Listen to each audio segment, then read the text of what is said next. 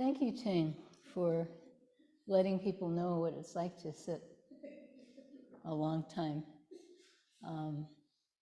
Yeah, Ting said that practice is boring, and it is boring.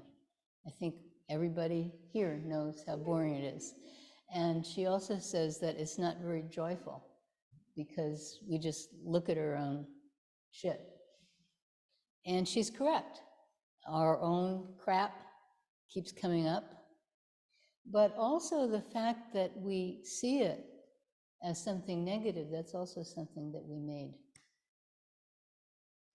And also wonderful things come up.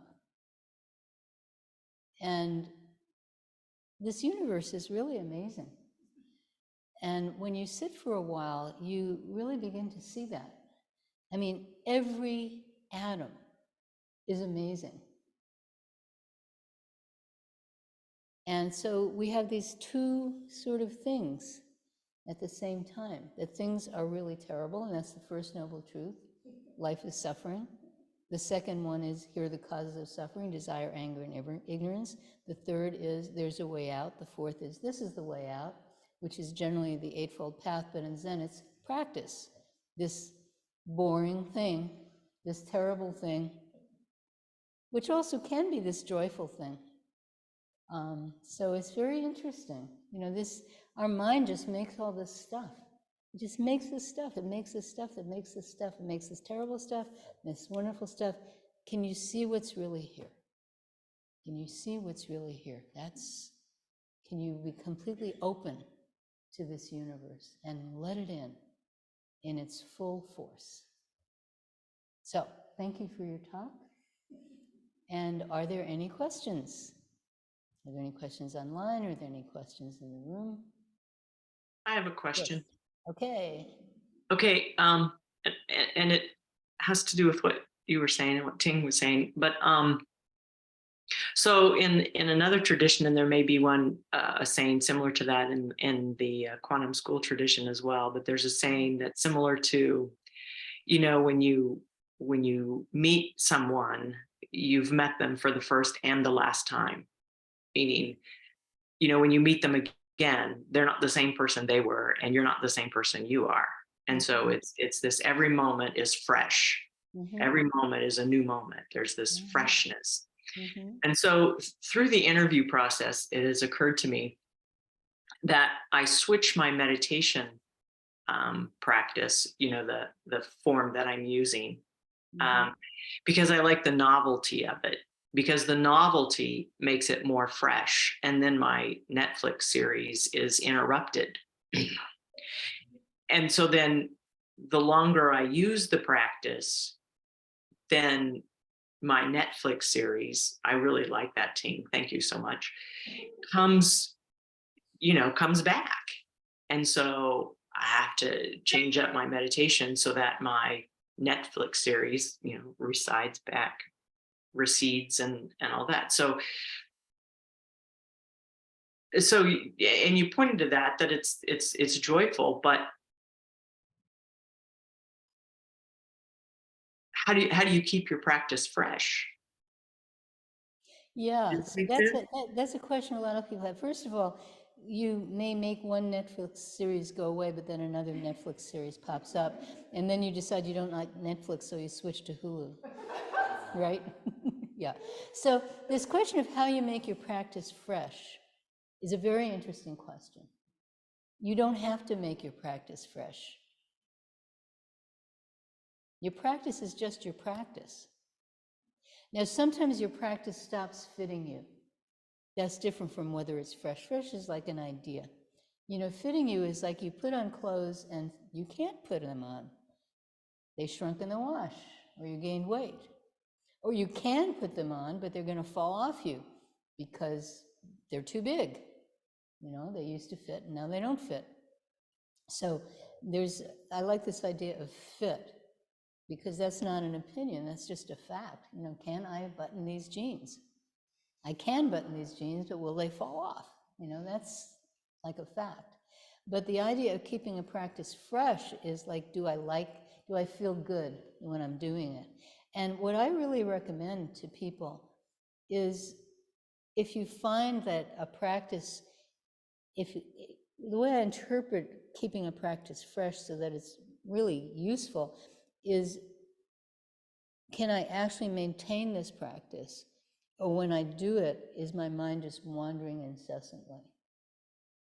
And if your mind is wandering incessantly, then, and you keep trying to bring it back to this practice, and this practice, it just doesn't work. Your mind is still wandering incessantly.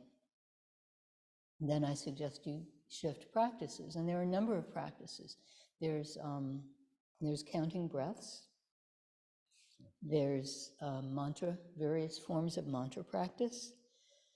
There's the various don't know practices, and on the in-breath, what am I? On the out-breath, don't know. And there are other versions of that. There's simply holding the great question, what am I, or what is this?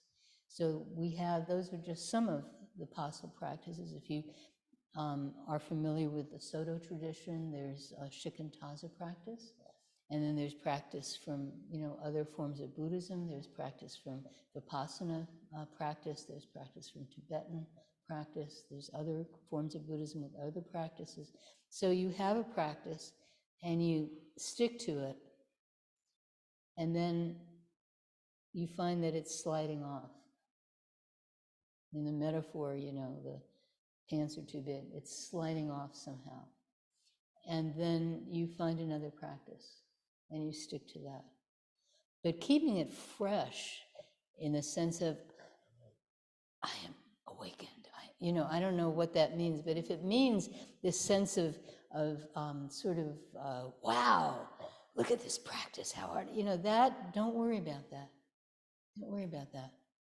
Being bored is great when you practice, because then you get to look at this boredom and you don't let it control you. That's really important. You don't let it control you.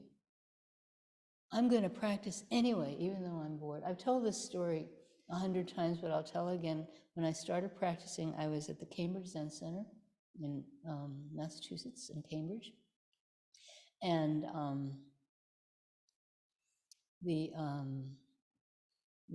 it was the house where you entered on the ground floor, but as you walked back to where the Dharma room was, it was no longer the ground floor. It fell away, so that it was now on the second floor.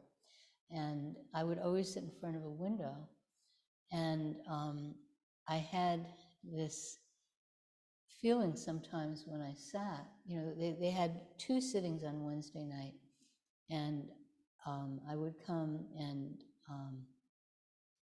I would be the only one staying for the second sitting, except for the guy who was in charge, the person who was in charge, the head Dharma teacher who was timing it. And every time I showed up, you could see that person going, oh crap, I've got to stay for the second sitting. And so I would be sitting there and I would be bored out of my mind. And that's why I stayed. I stayed because I knew I was going to be bored out of my mind. And I had this fantasy about kicking through the window and jumping out the window, which was stupid because I could have just walked out the door, right? But I would have this fantasy of doing that, but I would sit there anyway. And that was really important. It's really important when these so-called negative emotions rise up, like maybe you're really angry, maybe you really want to tell somebody something, or and your mind starts going about, and just go back to your practice. Just go back to your practice. And then when you're not in the Dharma room, when you're in your life, then you're not so controlled. So I don't think it's a question of keeping a practice fresh. I think it's keeping a practice. And whether it feels fresh or doesn't feel fresh is not important. The question is, when you do this practice, are you actually doing it? That's, to me, the issue. So thank you very much for your question. It's many people's questions, so that's a real bodhisattva question. Thank you. We have time for another question, if there is one. Yes. Microphone has to make it down the way. Well, maybe this is kind of a similar question. I'll just talk about some things that come up for me in practice and what I do, and you can tell me what you think of it. So, you know, I might have boredom come up or fear, or like I can feel like emotions in my chest that I don't like.